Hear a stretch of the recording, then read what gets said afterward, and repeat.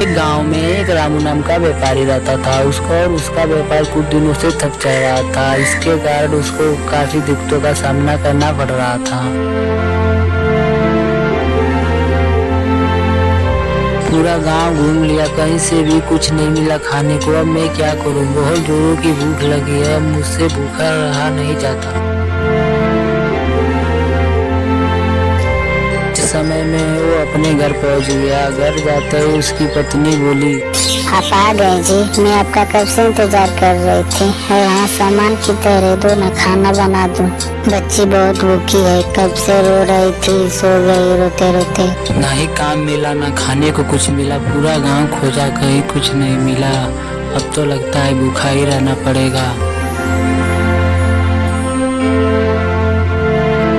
बच्ची भूखी है जी, वो उठेगी तो उसको खाने के लिए कहाँ से देंगे जी। आइए ना, कहीं से कुछ खाने के लिए लेकर आइए ना। ठीक है, मैं जाता हूँ दूसरे गांव में जाकर देखता हूँ, कोई काम मिलता है तो मैं काम करके कुछ खाने के लिए लेकर आता हूँ। ठीक है जी, मैं जब तक घर का थोड़ा बहुत काम कर लेती हूँ। आप जल्दी आना जी, मैं आपका इंतजार करूँगी। इतना कहने के बाद वो काम के लिए दूसरे गांव को निकल पड़ा।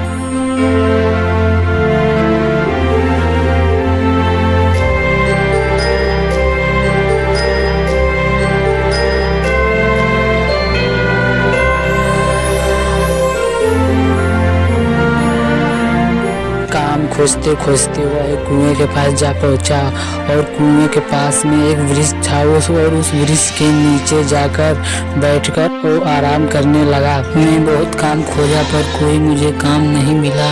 ना तो मेरे पास कोई खाने के लिए है, ना तो कोई पैसा है। घर पे मेरी बीवी बच्चे मेरा इंतजार कर रहे हैं। अब मैं क्या करूं? मेरे पास कुछ भी नहीं है। तभी रामू को एक आवाज सुनाई दी, रामू तुम चिंता मत करो, मैं तुम्हें कुछ खजाने देता हूँ। इसको बेचकर तुम घर के लिए कुछ खाने के लिए लेकर जाओ। तुम्हारे बीवी बच्चे तुम्हारा इंतजार कर रहे हैं। रामू यह सुनकर बहुत खुश हुआ और उसे देखते ही देखते वहाँ पर खजाने से भरा एक बक्सा आया। और उस खजाने को देखकर रामू की आंखें भर आई और वह उसका धन्यवाद किया और खजाना लेकर घर चल पड़ा।